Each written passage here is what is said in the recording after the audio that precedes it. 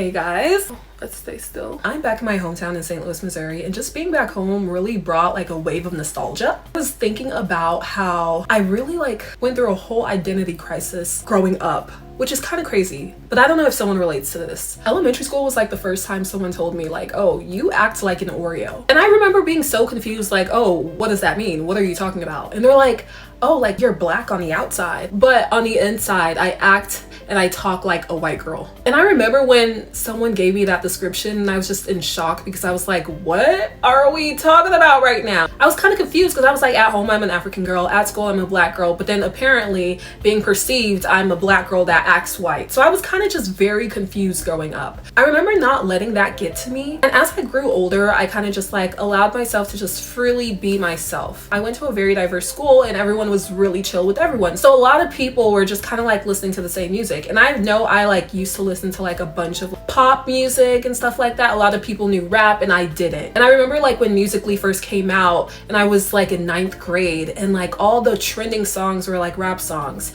And I was like, oh my gosh, like this is my time to like truly get to know like rap music and like play it at school. And I remember like playing the song at school, like at the lunch table, like, oh yeah, I love this song or I know this song, and singing along to the rap songs and my friends being like, oh my gosh, Anita, you know this song? Like shocked.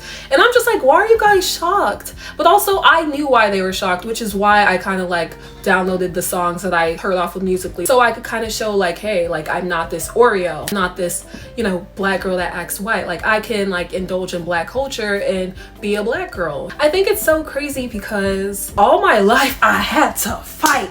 It seems like all my life I had to fight to like prove myself and prove my worth and not get my black card revoked, because people were really doing that stuff in high school. They're like, ah, you don't know this? Oh, you didn't watch no Tyler Perry movies? Oh, you didn't grow up on this? At home, I was an African girl. I watched the African movies. I wasn't watching like Black American movies. So I kind of just felt like a little left out whenever my friends at school were kind of talking about African American culture stuff. My friend groups were very much African American girls, like black girls heavy. Elementary school, it was definitely a good mix. Middle school, good mix. And then it started becoming like, oh, black girl.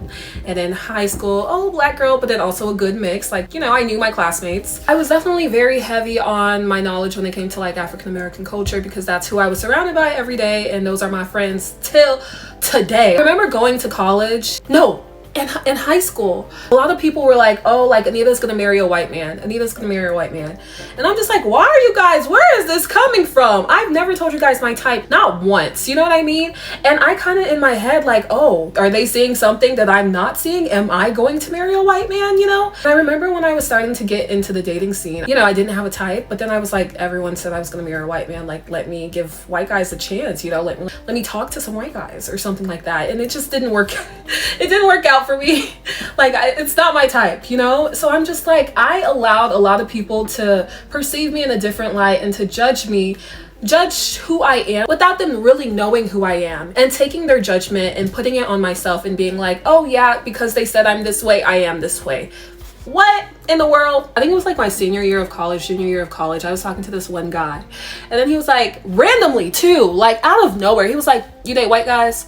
And I was like, do I look like I date white guys? And he's like, yeah. And I was like, why can't I just exist? Why am I in a category? You know what I mean? I felt like all of my life I had to fit a specific type of category and I never fit it. So I remember one time also someone was like, oh, you give Issa Rae vibes. And I was like, Issa Rae? Like I love Issa Rae. Like I love Insecure. I love all of her projects. So I was like, oh, so that's my category. I'm Issa Rae coded.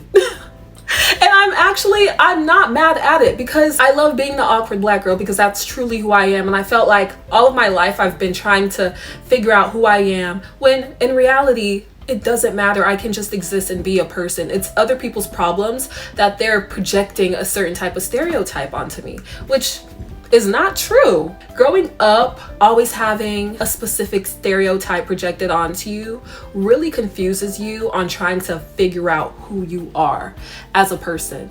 So these past few years, I'm really proud of myself because I really was able to dig deep and try to find who I am as a person. I'm just a chill girl who is just herself, you know, and I do what I want and I live how I want. I'm glad that I've grown to know that I don't have to take people's criticism of me and judgment of me personally because they don't know me. Besides people projecting who I should be, I am really loving this journey of trying to find myself and learning more about myself and figuring myself out, because a lot of the things that people are saying about me aren't true and who I am as a person. But yeah, I love you guys and I will talk to you soon. Bye.